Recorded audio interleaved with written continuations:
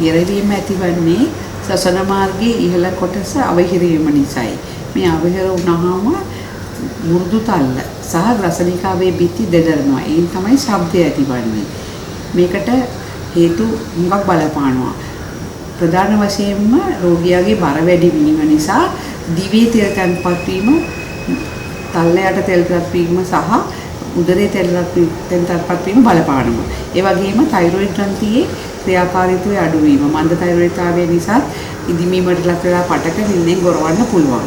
ඊට අමතරව ශ්වසන මාර්ගයේ ඇතුළත සිංගෙඩි විශාල වීම, ඒ වගේම දිව විශාල වීම, නාසයේ මස්තළු ඇතිවීම යන කාරණා මේකට හේතු වෙනවා. සමහර අයගේ උපතින්ම නිකට පිටිපස්සට වෙන්න පිටලා තියෙනවා.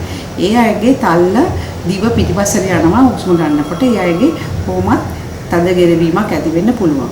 දැන් මේ අයගෙන් අපි ප්‍රතිකාර කරන්න ඕනේ කාටද කියලා ඉස්සෙල්ලා බලා ගන්න ඕනේ. ඒක ඉතින් සම්පූර්ණතාවලින් බලා ගන්න පුළුවන්. සමහර අයට ඉස්කෝලේ වැඩ කරන්න, රැකියාව වැඩ කරන්න බැරි තරම් නිදිමත ඇති වෙනවා. ඒ වගේම මේ නිින්දෙන් වරින් වර හුස්ම නවතින විට ඔක්සිජන් මට්ටම අඩු වෙනවා රුධිරයේ. එතකොට මේ රෝගියාගේ නිින්දට බාධා ඇති වෙනවා. එතකොට දවල්ට ඉතින් නිදිමතක් ඇති වෙනවා. උදේට නැගිට්ටාම හරියට නිකන් විදාර සටනක් කළා වගේ යකට තේටුවකුත් දැනෙනවා. ඉතින් අපි රෝගියාගෙන් ප්‍රශ්න කිහිපයක් අහලා නිදිමතේ බරපතලකම තේරුම් ගන්නවා. ඊට පස්සේ අපි නිද්‍රා රෝග පරීක්ෂාවක් කියලා එකක් සිදු කරනවා. ඒ වගේම අපි නාසයට කැමරා දාලා උගුර බලන්න පරීක්ෂා කරලා මේ පැහැදිලි හේතුවක් තියෙනවද කියලා බලනවා මේ රෝගියාට ගෙරවීමට.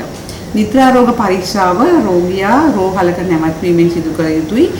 ඒ සඳහා එළි වෙනකන් රෝහලේ සිටිය යුතු වෙනවා. මේ රෝහලේදී කරන පරීක්ෂාවෙන් රෝගියාගේ බරපතල තත්ත්වයක් තියෙන බවත්, ඔක්සිජන් මට්ටම අඩු වෙන බවත්, ශ්වසනයේ නවතින බවත් දැනුනොත් අපි ප්‍රතිකාර දෙකක් යෝජනා කරනවා. එකක් තමයි දැඩි පීඩනයක් යටතේ පෙනහළු වලට වාතය පොම්ප කරන CPAP කියන යන්ත්‍රය ලබා දීම. මේ යන්ත්‍රය රැලි වෙනකම් පැලඳිලා සිටින්න ඕනේ. දවල් කාලේ පැලඳීම අවශ්‍ය නැහැ.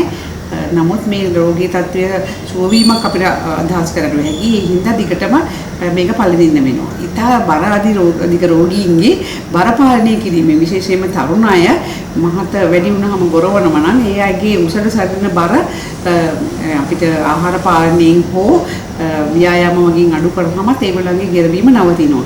ඉතා කුඩා දරුවන්ගේ ගෙරවීම බොහෝ විට ඇති වෙන්නේ විශාල වෙත සෙංගෙඩි සහ නාසයේ තියෙන සෙංගෙඩියක් නිසා. ඒ අයට නම් සැත්කමකින් සම්පූර්ණ සුවය ලැබෙනවා.